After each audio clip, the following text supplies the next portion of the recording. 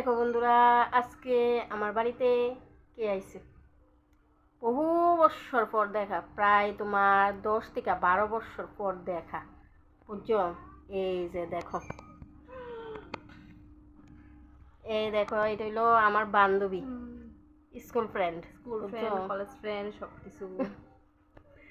অনেক বছর পর, মানে বিয়ের পর দেখা হইছে। তারপরে আজকে 10 থেকে 12 বছর পর সরাসরি আবার দেখা হইছে।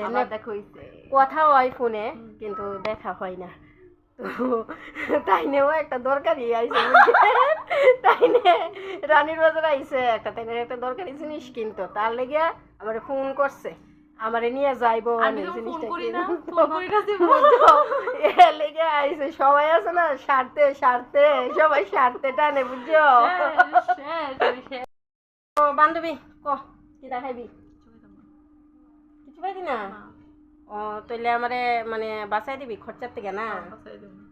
আচ্ছা তাহলে ও বান্ধবী গরিব তো, বান্ধবী তো কিছু নাই, ঠিক আছে, তাই আমারে বাঁচাই দিব, বুঝছো।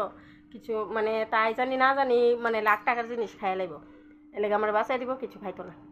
তো ঠিক আছে, তুই না খাইলে না খাইবি, তো আমার লাগে কি আনছস? দেখ তোর লেগে অনেক কিছু আনছি, দে খাই। আমার লাগে চিপস আনছে, বুঝছো, এলুগিটাই খাইতো না। চিপস আনছে দেখুই, এলুগিটাই খাইতো না, বুঝছো। না গো, একটু মস্করা করতেছি, বুঝছো, আবার খারাপ করে পায় না। তাই আমার ছেলে লেগে চিপস আনছে, আর আমি তার লেগে ম্যাগি আনছি, বুঝছো। তাই বলে ম্যাগি খাইবার লেগে ম্যাগি আনছি, তখন ম্যাগি করে খাওয়াম। তো আমার বান্ধবী বলে আমরা রানীবাজার থেকে কিছু শপিং টপিং করবো, তো যার কারণে বান্ধবী কিন্তু গাড়ি নিয়ে আইছে, এই দেখো। আর বান্ধবীর গাড়িতে করে আমার লইয়ে যাইতেছে বান্ধবীর সাথে মানে যাওয়ার লাগিয়া। তো দেখো আমরা কিন্তু যাইতেছি, আর এদিকে দেখো বান্ধবী কিন্তু দোকানে ঢুকে গেছে শপিং করার লাগিয়া।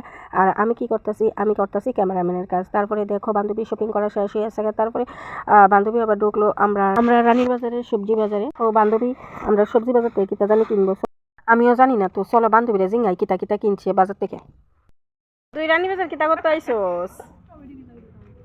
খালি টমেটো লেগে জিরাই না থেকে তুই আই পড়ছস নো, টমেটো কিনতো, বুঝলি। তাহলে আমরা রানী বাজারে শুনে আমার বোঝা গেল।